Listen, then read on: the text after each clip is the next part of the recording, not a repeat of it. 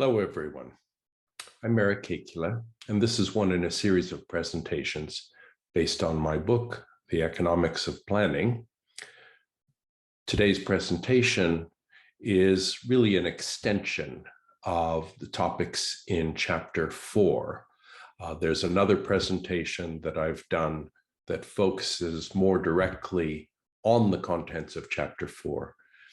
And this one, today's presentation will extend beyond that and show some additional ways of looking at urban structure, the economics of urban structure.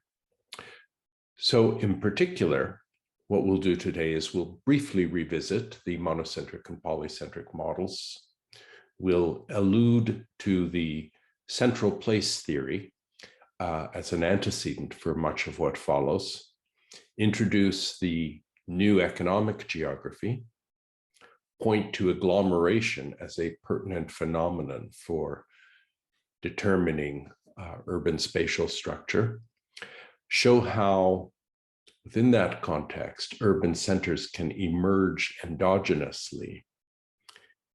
We'll also introduce cellular automata as an intriguing modeling tool for thinking about how urban structures emerge and evolve.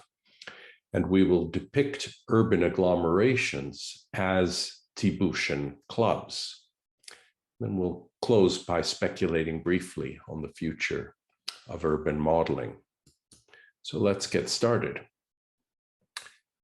The monocentric and polycentric models that were introduced in a previous presentation have several defining features. One is that they begin with a designated urban center, or in the case of the polycentric model, multiple urban centers.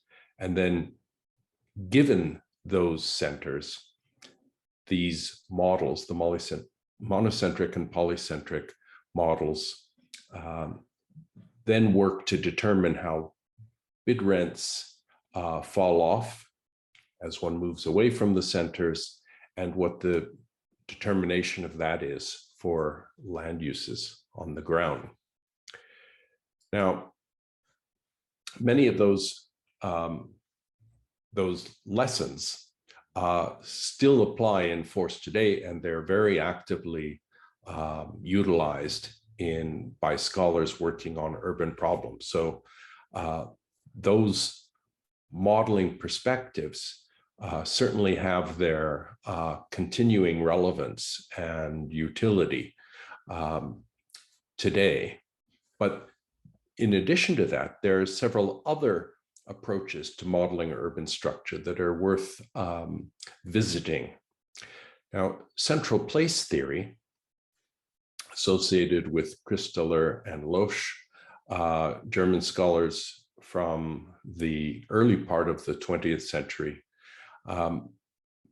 we're looking at how the landscape organizes itself in terms of markets. And they postulated this sort of famous configuration shown here of central places where there is really a kind of a hierarchy of markets where goods that are in regular use or maybe perishable that need to be close to consumers or to suppliers are distributed fairly widely over the landscape, but where there may be more specialized markets, they emerge in fewer places. And so that yields a kind of hierarchy of markets and market domains, the spatial domain over which a market has sway. And that formed a kind of foundation for thinking about the way markets are organized over the landscape and how cities might emerge from that, and some idea about urban structure follows from that. Now, leaping forward to really the very end of the 20th century, there was movement to break away from the idea of having these centers exogenously determined, as in the monocentric and polycentric model. So the idea in this so-called new economic geography is to allow behaviors, sort of standard microeconomic behaviors, to interplay in such a way that urban centers would emerge as a result of that interplay.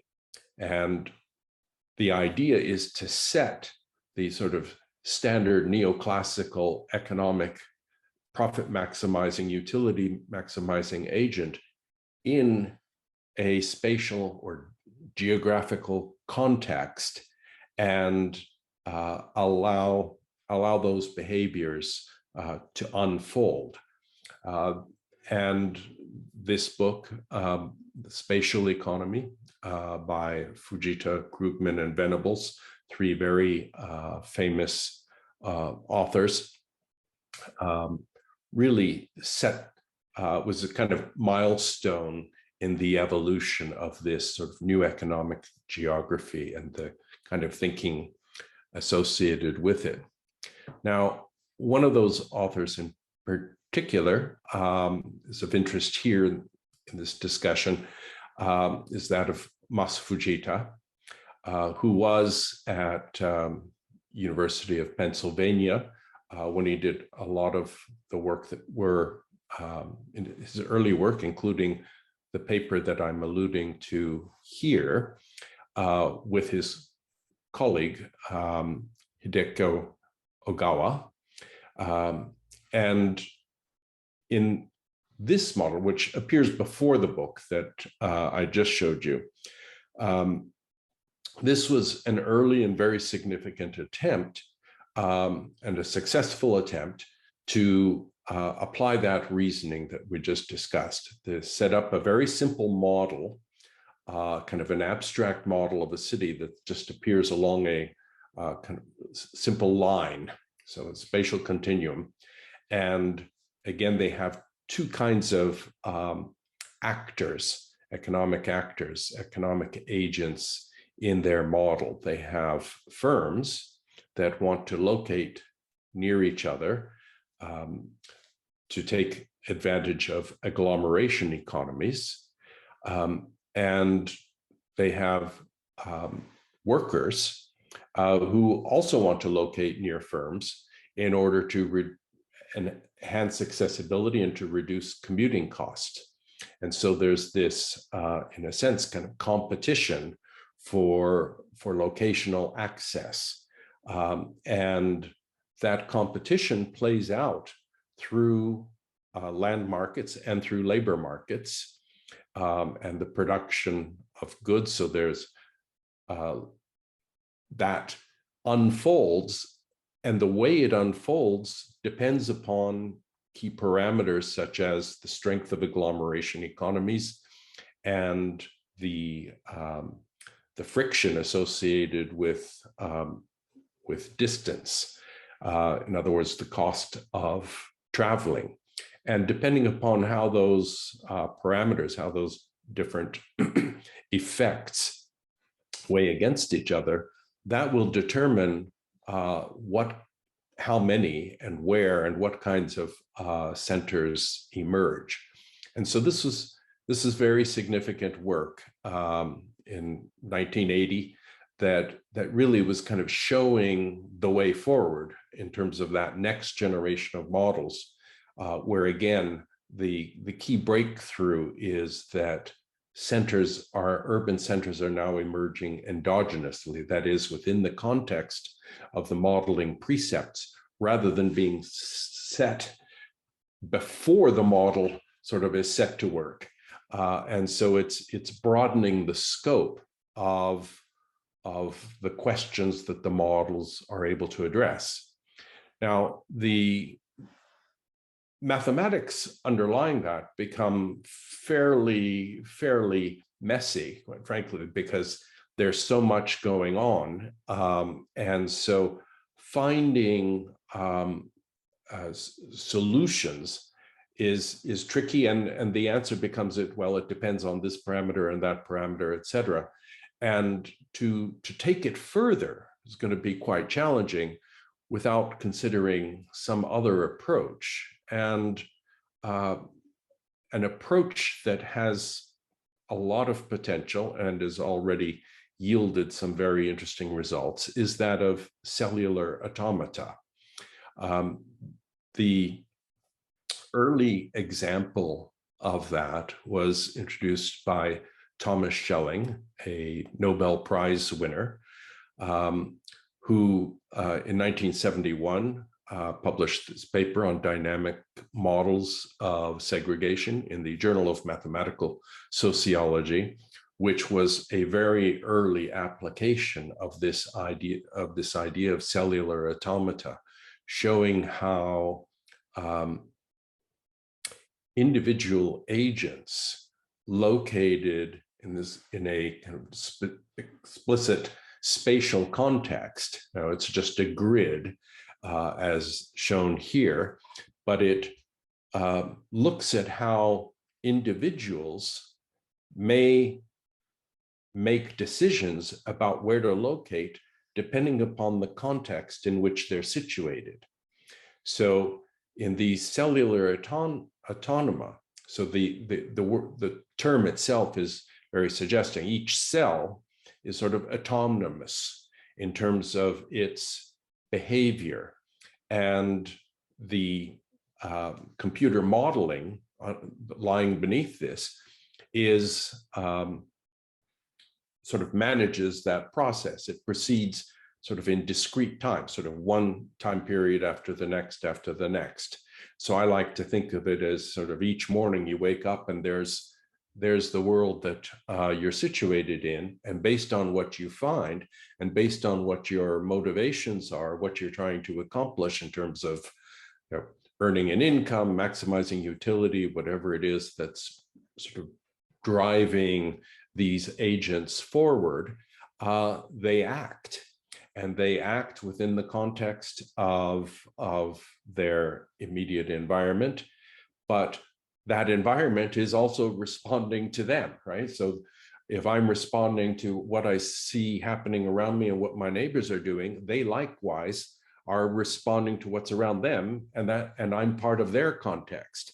And so these are sort of mutually self-determining, but not so much in terms of a kind of an end state, but a kind of a continuous evolution. And so the shift is a bit more from, rather, instead of finding a sort of an equilibrium configuration, although there is a kind of search to see if there are points of stability or points of convergence of these models, but the models themselves are focused more on unfolding processes.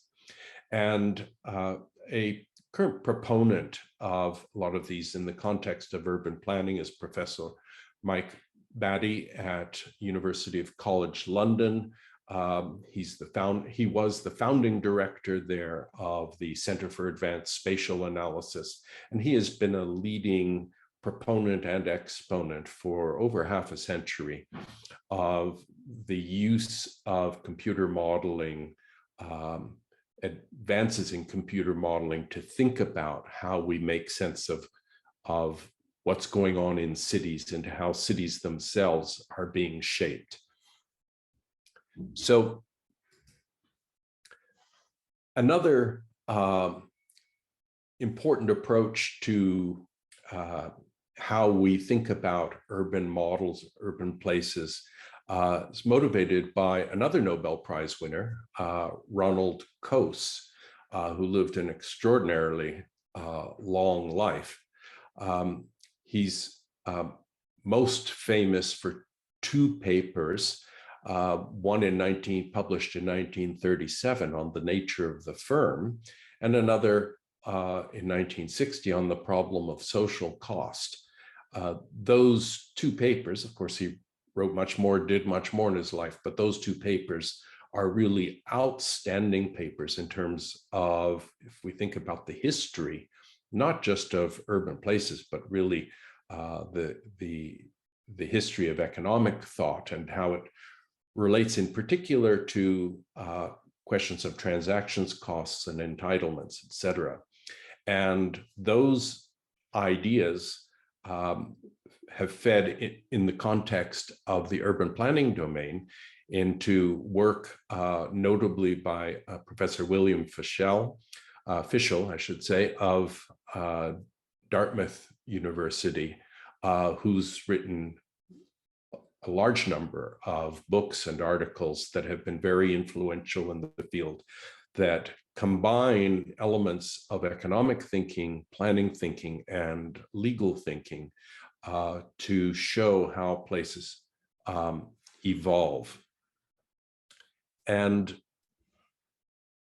Ronald Coase's ideas have also influenced scholars such as Professor Chris Webster, who currently is Dean of the Faculty of Architecture at Hong Kong University, and also a prolific scholar in his own right, and is very much a sort of devotee of the works of Ronald Coase, and when Coase was alive, was also a devotee of Coase, the scholar and the person.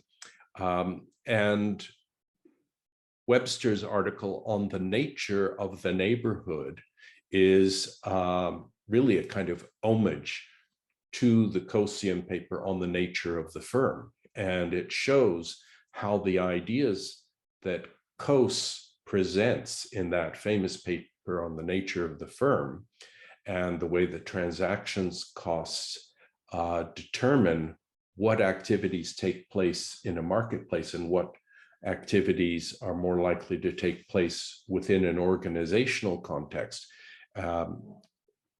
that those same ideas are translated quite directly but elegantly and beautifully by Webster into his paper on the nature of the neighborhood. Further, Professor Webster and another very active colleague, Professor Fulong Wu, who's at University College London, began taking some of these ideas that we just discussed about cellular automata and bringing those into a kind of Coasean theoretical framework.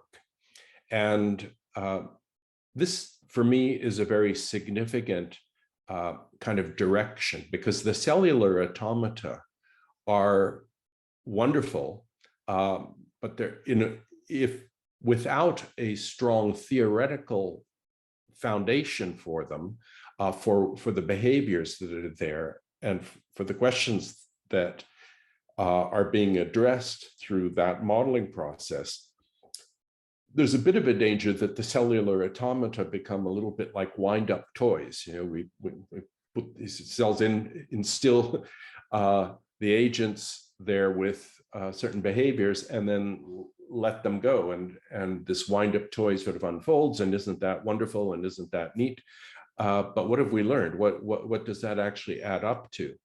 And so Webster and Wu's very conscious attempt to imbue these cellular automaton models with these underlying Coasean precepts, and then to analyze the outcomes within that theoretical framework is, I think, very, very inspiring. And indeed, some of my own work was inspired by theirs, work that I did here with colleague Yiming Wang, who who is now at Bristol, previously to that University College London, and previous to that at Cardiff University, previous to that here at the University of Southern California.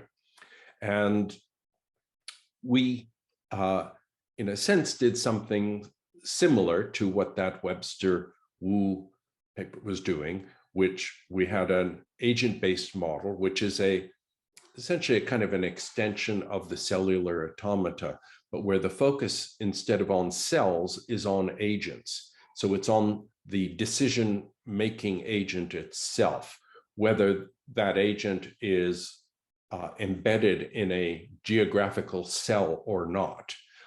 They can be, but they needn't be. So in that sense, an agent-based model is a kind of an extension, a slightly broader conception of cellular automata.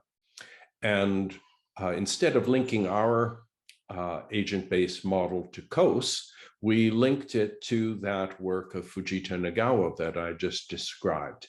And again, the contrast is in the Fujita Nagawa original paper, they're using mathematical equations to solve for equilibrium outcomes associated with a given set of conditions.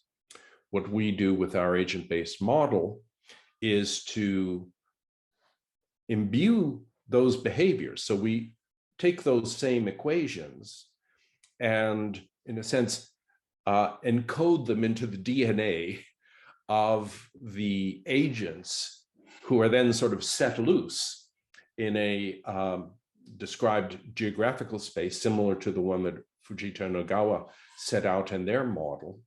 And we just, rather than finding a solution or solving for it, kind of grinding out and saying, okay, let's solve for the equilibrium point, we instead say, well, let's imbue the agents with these behaviors and let them go and see what happens. And we were able to replicate the same essential results of the Fujita Nagawa paper using this agent-based modeling approach.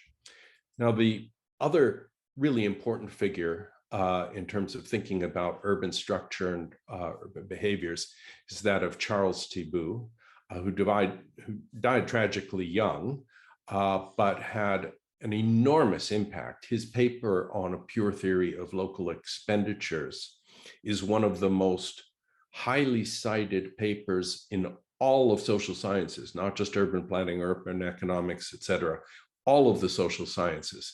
It's has enormous reach and very powerful implications.